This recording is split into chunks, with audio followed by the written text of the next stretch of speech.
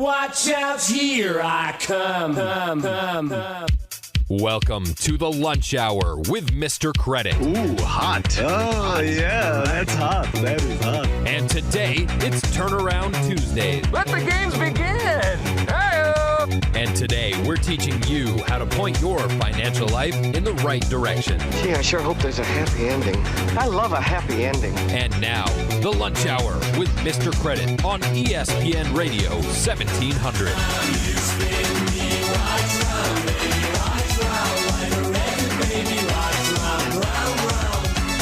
Good afternoon, everyone. Welcome to another edition of Turnaround Tuesday. It is your lunch hour, Mr. Credit. My name is Dan Osgood, sitting in the hot seat for Mr. Credit, where I am going to try to fulfill his goal of making you smarter than everyone else. Today, we've got a great show planned. We have a very special guest in studio, and we also have on the phone Jared Kaza from Neil Dimot downtown. Jared, thank you. I know you're busy. Thanks for calling in. Thank you for having me again, Dan. Yeah, it's always good to have you by my side in one way or the other. There we go. To discuss these topics and help make people smarter. And sitting here on my right, if you're watching, you can see us on mrcredit.tv. You can see us live. I have a very special guest, Carrie Kendall, who is with Senior Benefits Group. Correct, that's correct. Carrie, welcome. It's great to have you here today. Dan, thank you. Jared, hello. Hello, Carrie. Hello out there in San Diego. Yeah, and we will get into great depth and detail as to what it is Carrie does, because he's doing some fantastic things for American veterans, and you definitely want to listen and pay attention to what he's going to have to say. Very briefly looking at the market, once again, we're kind of in this move sideways, insignificant, up or down either way. The NASDAQ's up a little bit, the Dow's down a little bit, the S&P's down a little bit, so basically another flat day.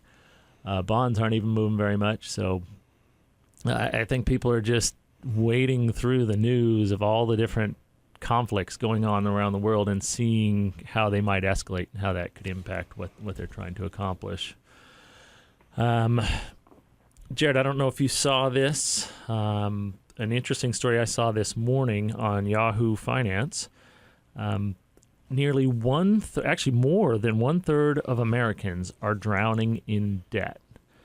And so if you're someone out there who's been on the receiving end of an unsolicited phone call from a debt collector, you're far from alone. 35% of Americans have had debt collections in 2013. Wow. I did not see that. That is a scary, scary statistic. And in order to be subject to debt collectors, you must have unpaid balances that are more than 180 days past due. And so of the 35% of Americans with non-mortgage debt in collections, the average amount owed was $5,178. Yeah, when you hear figures like that, first thing you think of is, well, why are we in that sort of situation? Is it something caused by the lenders lending out too much money to people they know can't pay the money back? Is it the interest rates? Or is it just individuals not being financially responsible and taking on these large encumbrances without thinking down the road of making a steady plan for repayment? I mean, you have to reassess the situation, and hopefully we can come up with something better, because that's just a staggering number to me. It was really scary when I saw 35% of Americans, not just any specific population, across the board. And of course, there are some areas that are much higher, like up as much as 45% of the people in the area, like Nevada. Nearly 47% of consumers had seriously delinquent debt, almost $7,200 per average balance of that 47%. Where the Midwest, North Dakota, Minnesota, South Dakota, they were all under 20%. But if you average it out, it's 35% of the Americans, and it's pretty substantial. And one view of it that I took is this is clearly one of the reasons why this recovery that it's the recovery no one's noticing because it's so slow. This is clearly one of the things weighing it down. This is an anchor that you're just trying to pull along. Obviously, the recovery is not booming like all the media tells us. Yeah. When you see this, people are having to take out this debt in order to accomplish things. Things aren't quite as rosy as we're hearing. So it's very important to know that this is out there. You're not alone, and try to tackle it sooner rather than later if you're one of these people that is subject to collections, and try to find out a way that you can either pay it off, or I know William McDonald's been part of the show for years. Go visit him and see if it's a situation where bankruptcy makes sense even. Possible. Exactly right. That is an avenue for certain individuals out there, and I know that Mr. Credit has said on the show a couple times that you know what, bankruptcy is not the be-all, end-all, and sometimes it's a necessity. So it's, again, something that has to be considered. It's not the plague. Right, and like he says, it is there to protect you. That is why these laws were put in place. So it may not be a bad situation to contact. There are many cases where someone files bankruptcy and their credit immediately increases and gets better. Just because of the fact you're discharging all this debt that's been causing the negative impact on your credit scores. So on another, let's change directions here. Talking about job markets, looks like half of the employers who check social media say it has torpedoed job applicants. That is not surprising. Yes, and this is something I think we've talked about this numerous times. You need to be aware that when you have a social media profile and you're out there posting messages, posting pictures, understand that can never be erased, and it could be a negative against you in many ways in the future, and this is the proof. Well, that's the proof, too, and I can tell from experience here from a litigator that you bet if you're dealing with a civil litigation matter, whether it's medical malpractice, employment-related, employment's actually a pretty big one, or anything else out there, I see it now or routinely. One of the first things that's asked is, what's on your Facebook page, what's on your Twitter account, because, attorneys are looking at that, too, in lawsuits. So that can bite you really bad as well. So, again, it's just a situation where you are in control of your information. You put it out there on Facebook, the internet, you name it, it's there, as Dan said. It is out there, and it's not being deleted, that's for sure. Right. And there's an article, it's Money Talk News, that goes into more detail about the research that they did to come up with this. 51% of employers who research job candidates on social media have found content that led them not to hire the candidate. And, of course, not surprising, pictures of you doing keg stands or posting sexist or racist jokes probably immediately throw you in the garbage.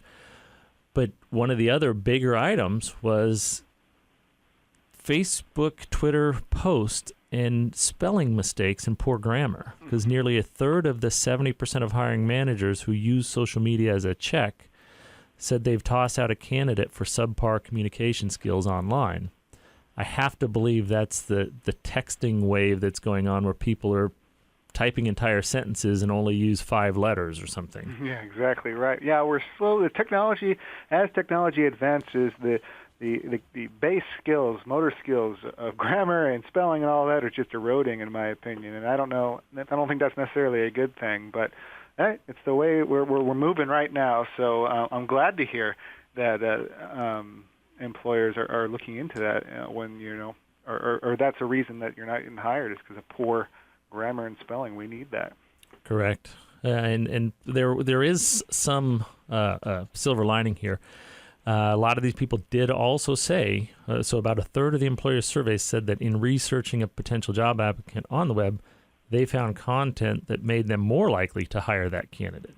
So it can work well for you if you're doing a good job of monitoring what you're doing. You don't want to put bad things. You don't want to make rude comments, because that's kind of a window into your personality and whether or not you might fit with a potential employer. So just a word of wisdom. Hopefully this is a way that will help you if you're out looking for a job. Scour your social media pages, whether it's Twitter or Facebook or what it is, something that could be in the public eye, and make sure there's nothing that's going to shine negatively on you. Because if I were looking to hire someone and I looked and I saw a lot of negative things, that would probably change my mind as well. Certainly. So another quick story here. This will be something we talk about. Student loans. That's another one on the debt side. How about this situation? from CNN Money, a grieving parent gets hit with $200,000 in student loans.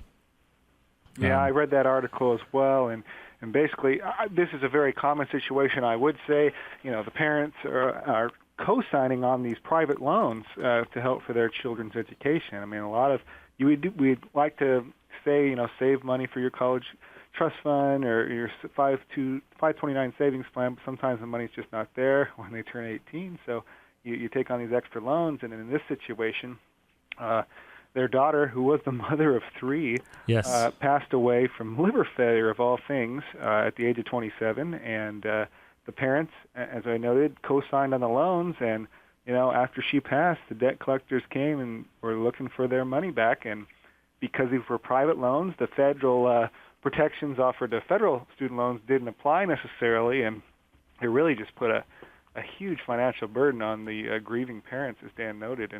And what I took from this is, again, just understanding that you are in control of what you're owed, and that we have to look at the exact contract. Because in this situation, you're co-signing a note. That means you're exposing yourself, your assets, your family to potential liability. And unfortunately, in this situation, which is a catastrophic event, but still, that's something that we need to learn from this situation. Right, and in most cases, it probably doesn't even have to be a student loan. Correct. It's any obligation. Right. It could be an auto loan, co-sign on a mortgage, different things. One of the pieces in here I took out is if these had been federal student loans, the loans could have potentially been discharged or at least received some sort of financial assistance. Exactly. And again, that just varies from document to document. As Dan noted, auto loans, different set of laws. Contract actually really dictates in these situations. And in that instance, the federal protections under the federal student loan plan, if you would, or program, I guess that's a better term, didn't apply. So again, not everything is treated equal, that's for sure. And the onus is on the individual to actually read through the documents and understand what they are signing, because it could have potential horrible consequences down the road. Right. Yeah. I mean, while you're grieving, one of the cases they quote in here, their son unfortunately was murdered, shot to death, and not only did they have to deal with the investigation into the murder, but then the collectors started calling almost immediately. Exactly. And I deal with that not so much with the murder situation, but just debts on individuals after they've passed away. It's one of those things that you're dealing with the grieving process, and in addition, all these financial obligations of the deceased get put on your table. In some cases, if it's a spouse, the surviving spouse has some liability or exposure as well to settling those debts. So it's something I deal with, and estate planning attorneys deal with. So it was a good article to discuss for that reason, and just to put everyone out there on notice that, again, it may not seem fair, but again, just be very conscious of what you're signing and agreeing to with loans or any contract, frankly, because there are pitfalls. Correct. There are the consequences that go along with putting your name on that dotted line. Exactly. And that is Jared Kaza with Neil Diamont downtown. Again, for a free consultation, give him a call, 619-238-1712. Once again, 619-238-1712. Or you can email the show, email at mrcredit.org, and we will put you in touch with him if you didn't have a pencil to write that down with today. Well, stick around. When we get back, we are going to give you 10 ways to make estate planning painless. Is that possible, Jared? We'll be back. You're listening to Mr. Credit, Your Lunch Hour, ESPN 1700.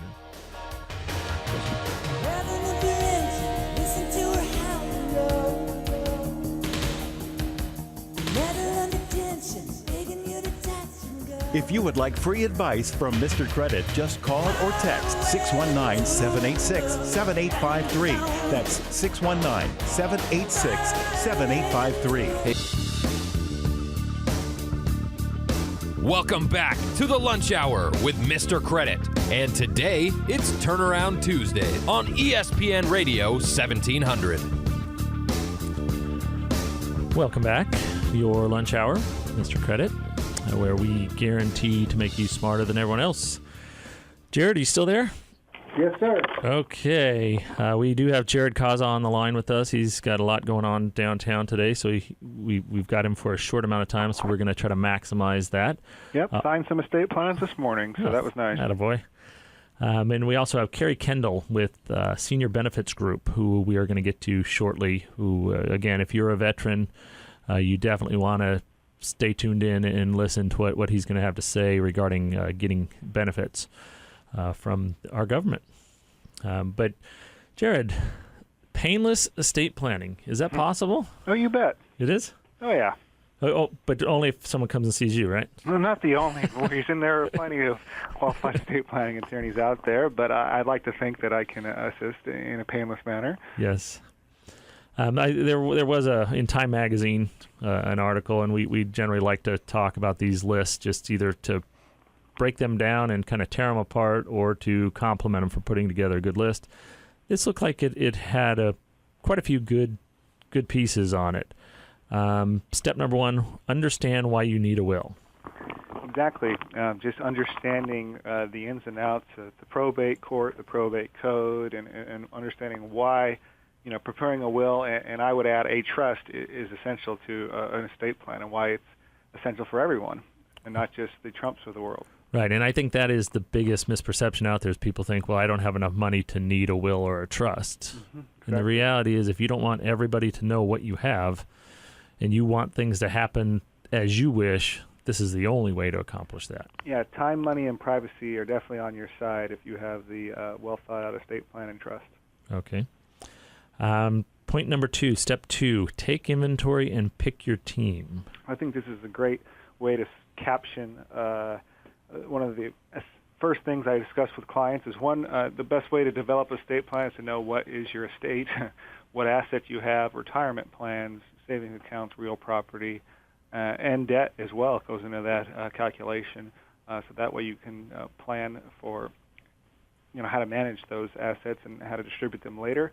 And picking your team, I think, is great because you're putting together a list of individuals who will assist you along the way to managing your estate, whether that includes a attorney, financial planner, accountant, a trusted confidant or trustee, someone to take care of your minor children in the case that you are hurt or unable to do so, someone to take care of your parents, as they age and something happens to you. A lot of people see that that's your responsibility as well. So all these individuals and members of the team have an important role in getting a list or a cast of characters, if you would, at the outset, saves you a lot of time and money down the road.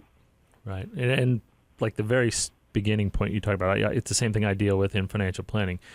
People want a financial plan, but the first step is you have to take an inventory and know exactly where you are before you can even start thinking about a plan. It's like if you have a GPS and you say, oh, gee, I want to go to Niagara Falls, it's going to say, well, where are you now? Yep. Without that, you can't figure out how to get to Niagara Falls, or at least not in an efficient manner. And the next question was, you just hinted on, do you want to just take the freeway? Do you want to take the highway? Do you want to walk? Do you want to take a plane? I mean, there are a lot of options. It's the scenic what route. do you want to do? Yep.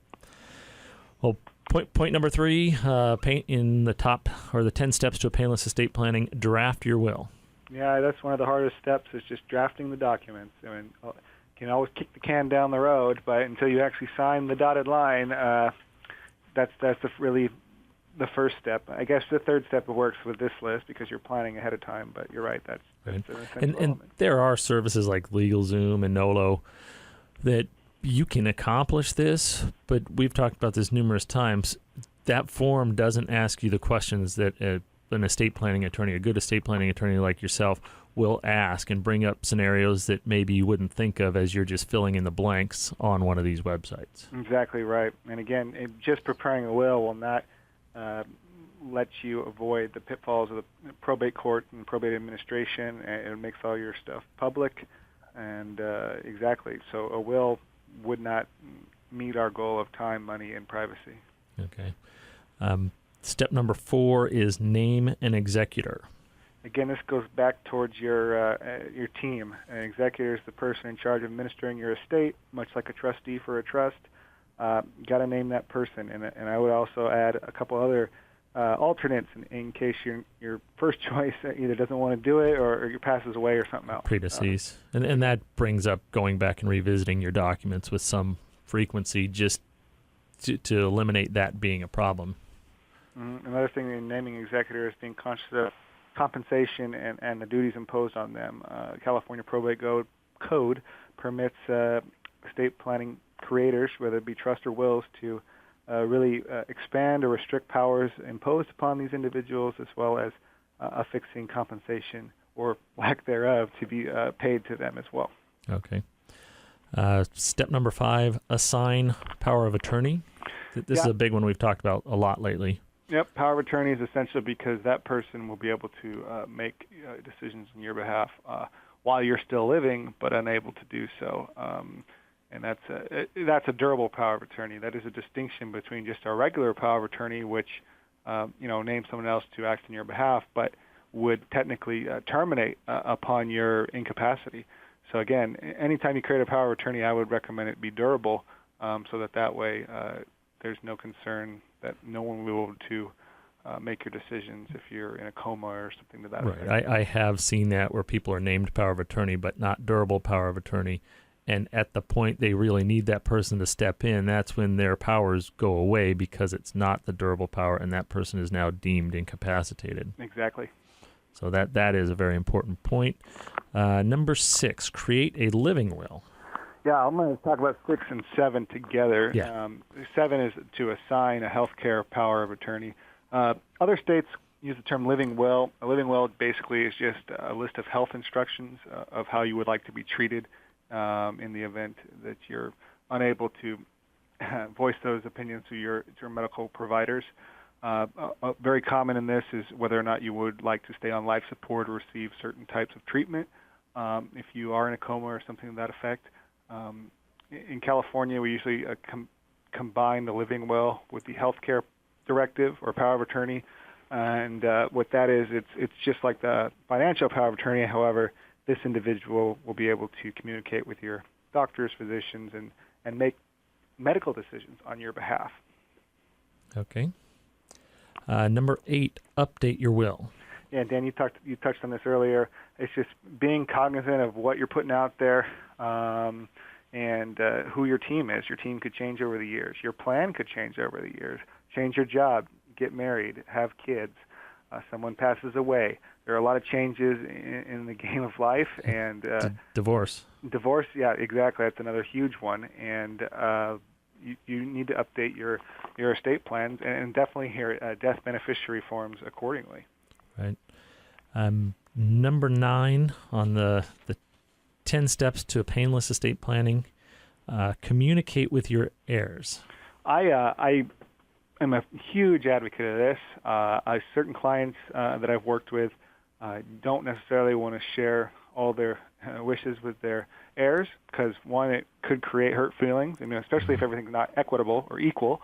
Right. If one beneficiary is seen as getting preference over another, certainly it's up to the client to determine whether or not they want to share this information. But where I like to advocate this step 9 is just that the more people that know your goals and your plan, the more likely those plans will be executed. Right, without any understanding of what was intended. Right, without any kind of hiccups or big drawn-out fights. If your goals are pretty clear to everyone, that it should push it through in a more friendly manner, I would suppose. Exactly.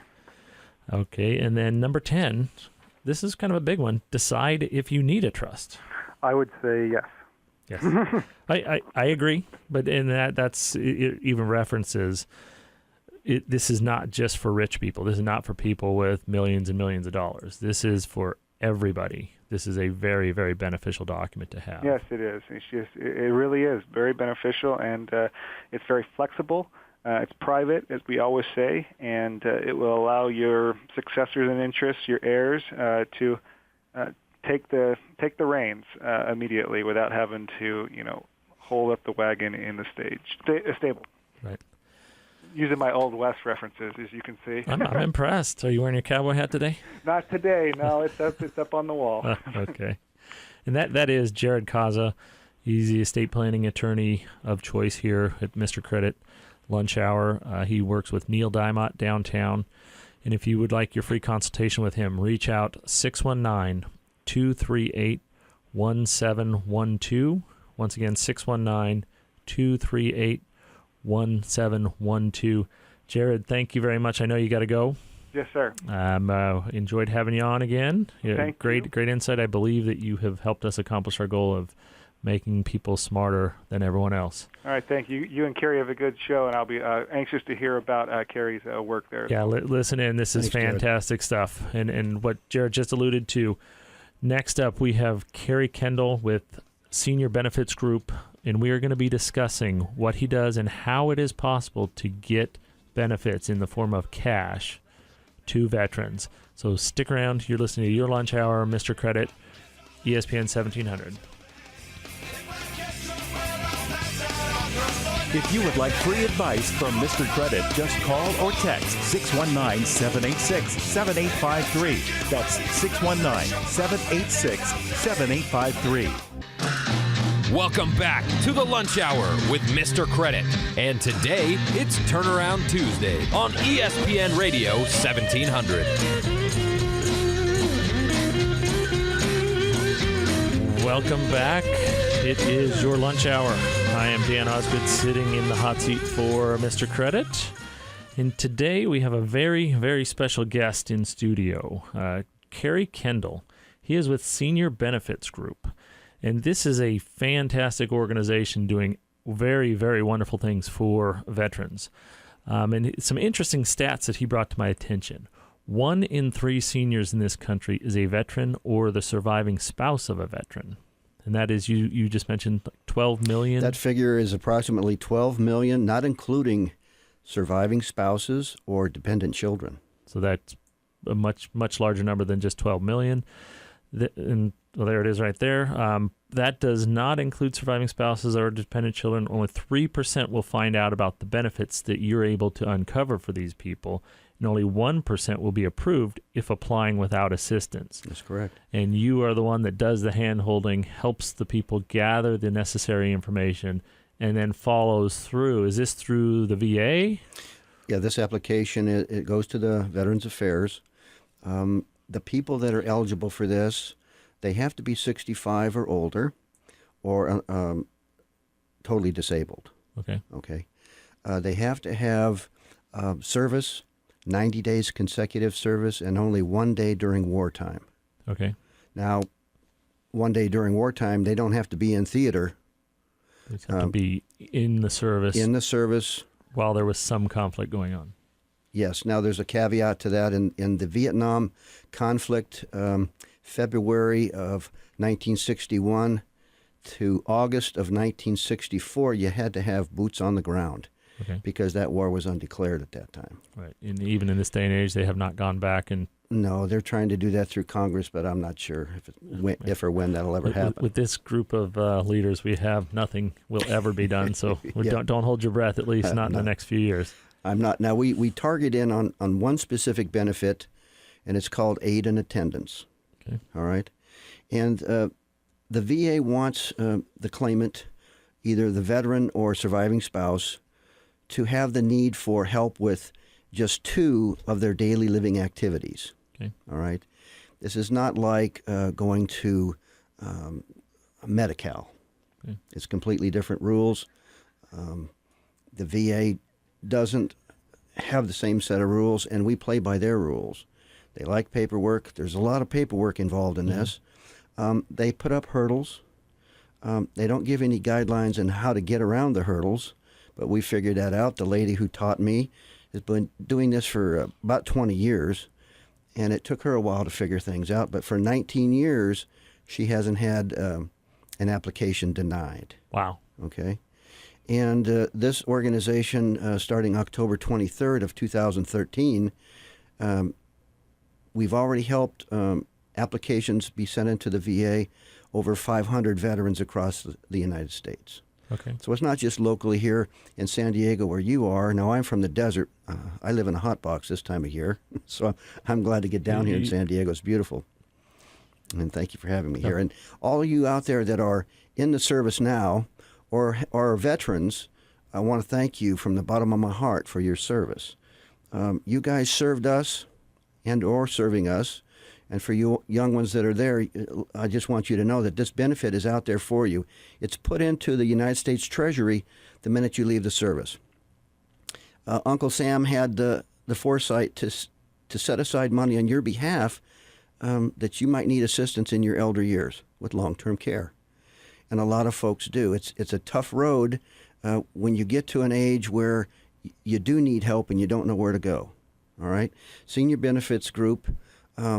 And by the way, all the information can be found on our website, seniorbenefitsgroup.org. That's all spelled out. It's seniorbenefitsgroup.org. Correct. All of the application documents can be downloaded from that site. Information about who's eligible on the site. You can contact us through the back contact sheet.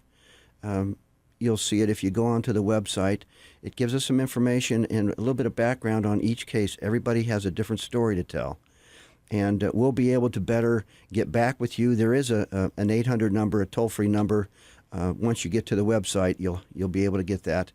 And you can call us, but sometimes after an appointment like this or a seminar, the phone rings off the hook. Right. There's a lot of folks down here, a lot of veterans in the San Diego area that are retired from the service. Mm-hmm.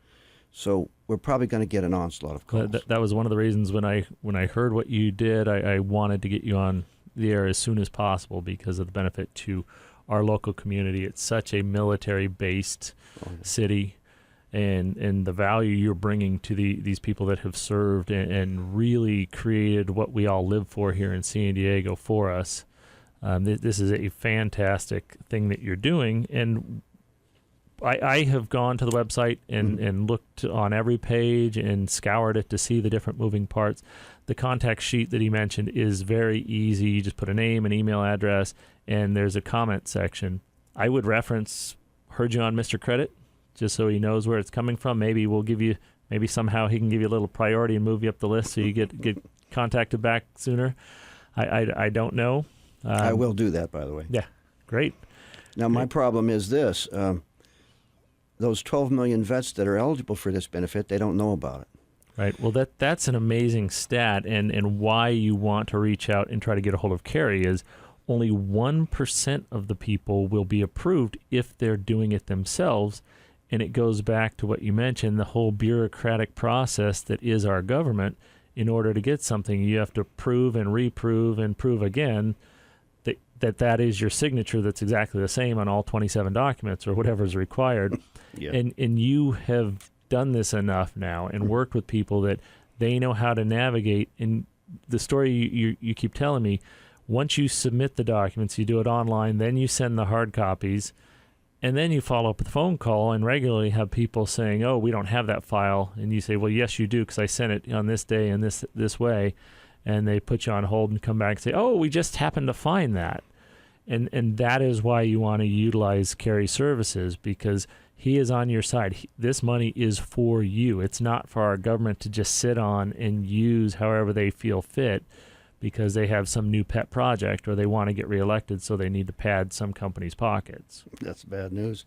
I don't want to put out any misinformation out there, but I think the VA, the government in general, wants to keep that Treasury money for other things. Absolutely. That money, by the way, that will be coming to the veterans in a form of non-taxable deposits, just like Social Security comes to your bank account. This comes from the United States Treasury direct each month on the 1st to your bank account. And I think I heard you say something there that sounds very important. You said non-taxable. Tax-free money, folks. This is not. So you will not receive a 1099, and it will not interfere with your Social Security benefits. And that is another huge benefit to receiving. The amounts are different depending on situations, but the maximum a veteran can get if he applies, if he's eligible, is $1,758 per month. Okay. For the rest of their life, tax-free. That's a pretty good deal. That's good money. A married veteran can receive up to $2,080 a month. Okay, so a single one person veteran without a spouse, that's $21,000 a year. Correct. Now, another thing that folks don't realize, if these folks, these veterans are over 65 or 65 on September 2001, they're eligible for what we call retro pay, going back 12 months. So they not only will receive the benefit on their starting date, they have the opportunity to apply for the retro pay, which would come maybe a couple, 3 months later in the form of a very large deposit in their account. A single veteran would be $21,000 deposit into your account all at once. These are tax-free monies. So and what was the number again? If it's a married couple, it's a married couple. It's $2,085 per month, which is $25,000. Yes, and if there's two veterans that are married, they're going to receive $2,788 per month. And that's almost $34,000. So you could get that as a one lump sum of $35,000 in your bank account. I'm pretty sure that's going to make a big difference in a lot of people lives. out there that would help change their lives and take the stress off of worrying about the bills. Right. Whether it's for health care, living, you've got a car that's a clunker that you're having to dump money into every month. Mm-hmm. This could immediately fix that problem. Yeah, the monthly is supposed to go towards their health care, whether it be for an in-home caregiver, mm-hmm. whether it be for assisted living, or to have a nurse coming in also, not just a caregiver. What about that lump sum if they're paying you the retroactive That lump sum pay? will come in if they're in an assisted living home as a ward of the state. Then the money is really, they can only keep $90 of that per month, but that means they've already applied for Medi-Cal. Okay. So if they're not on Medi-Cal, they're good to go, and those large sums of money, if they do get their retro pay, that's for them to spend. Okay, so that's the amount of money that they can just do whatever they want. Well, when we come back, we will continue this conversation. This is fantastic information that Kerry is sharing with us. That is Kerry Kendall with Senior Benefits Group. And again, you can visit his website, and it's seniorbenefitsgroup.org. Correct. There's all this information is there, and it gives you a contact sheet to reach out to Kerry, and he will contact you. You are listening to Your Lunch Hour, ESPN 1700 Mr. Credit, where we guarantee to make you smarter than everyone else. If you would like free advice from Mr. Credit, just call or text 619-786-7853. That's 619-786-7853. Welcome back to the Lunch Hour with Mr. Credit. And today, it's Turnaround Tuesday on ESPN Radio 1700. All right. Thank you for listening. It is Your Lunch Hour. I am in studio. My name is Dan Osgood, sitting in for Mr. Credit. And in studio today, we have Kerry Kendall, very special guest, who is with Senior Benefits Group. Again, you can check out his website, seniorbenefitsgroup.org. So it's senior, which is singular, benefits, which is plural, group.org. And if for some reason you're not anywhere it's handy to write that down or remember it, you can just shoot an email to Mr. Credit, mrcredit.org, and we will put you in contact with Kerry or get you that website link.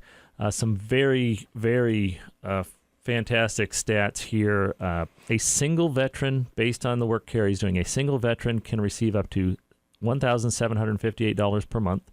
A married veteran can receive up to $2,085 per month.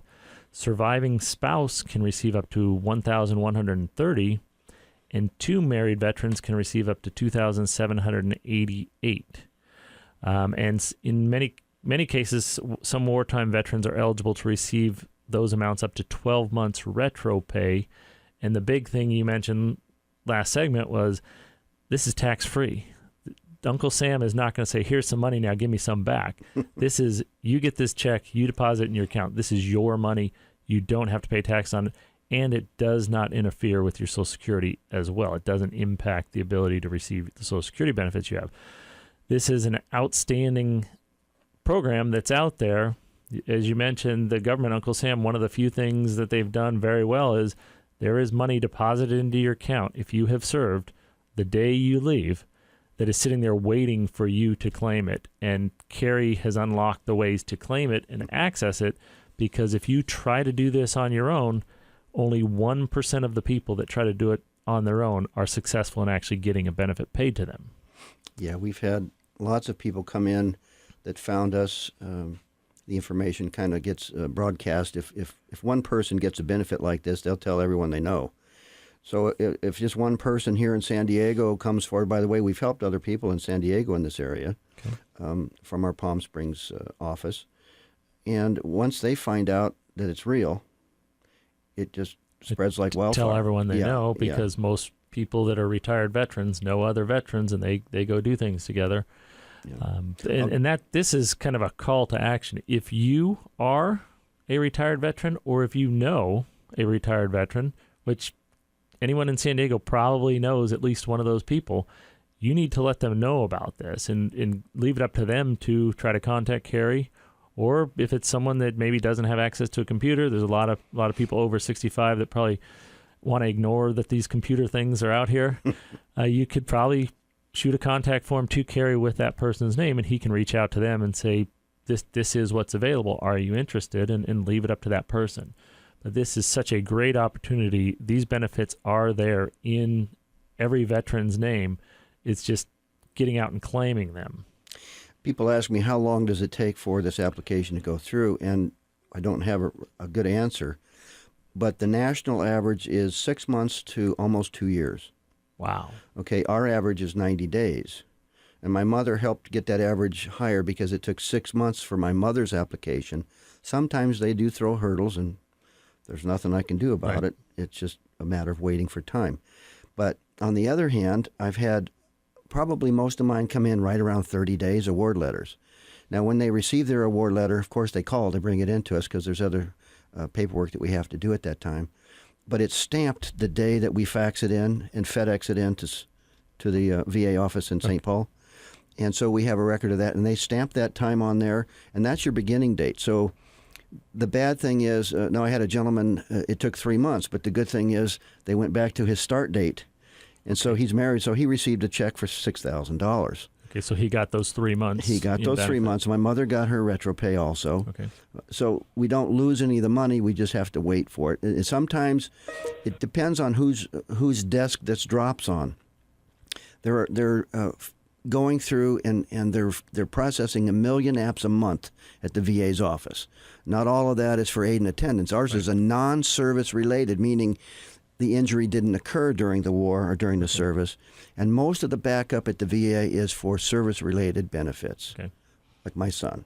Right. Okay, he's been at the VA hospital for a couple of years now, post-traumatic stress disorder. Mm-hmm. One of the reasons I was happy to get involved with this because I saw how difficult it was for him firsthand to get any attention. Mm-hmm. The other thing is people ask, well, what does it cost for me to get this money, right? We don't charge a fee. We're going to assist you and get your benefit. And at that time, if you want to make a donation, some people can pay and some people can't pay.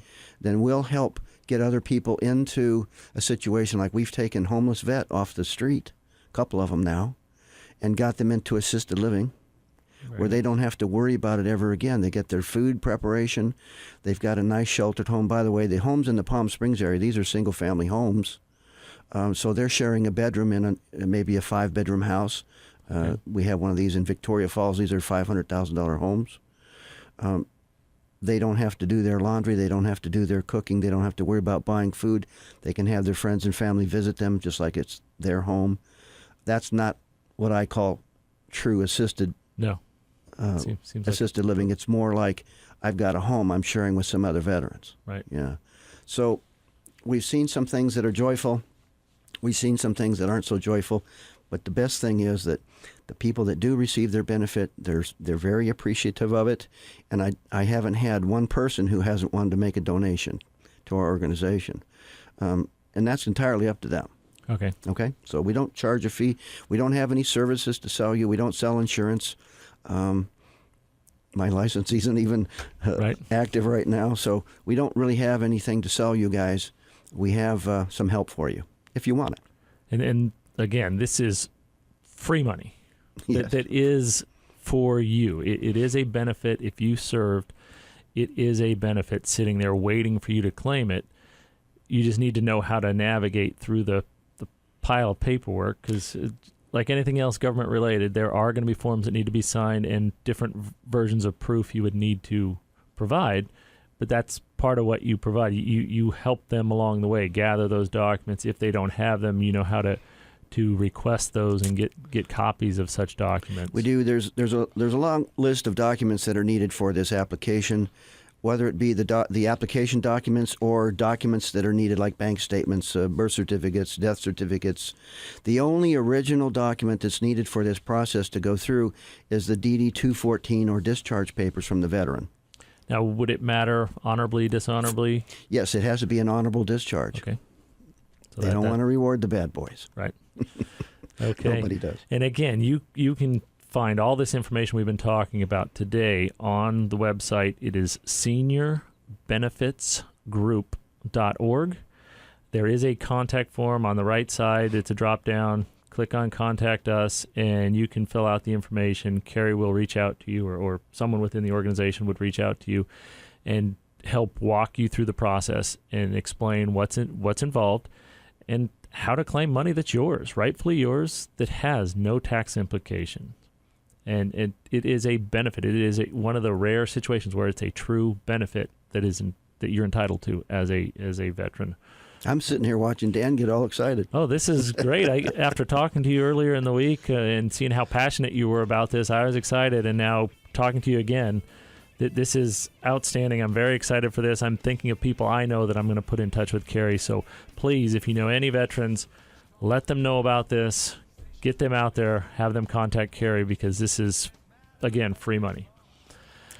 Carrie, great show. Thank you very much. This is fantastic information. I'm very comfortable we accomplished our goal of making people smarter than everyone else with just speaking with you alone. Again, reach out to them, seniorbenefitsgroup.org. You have been listening to Your Lunch Hour, Mr. Credit, where we guarantee to make you smarter than everyone else. Enjoy the rest of your day. If you would like to contact Mr. Credit or access any free offers mentioned on the show, just go to mrcredit.org. That's mrcredit.org.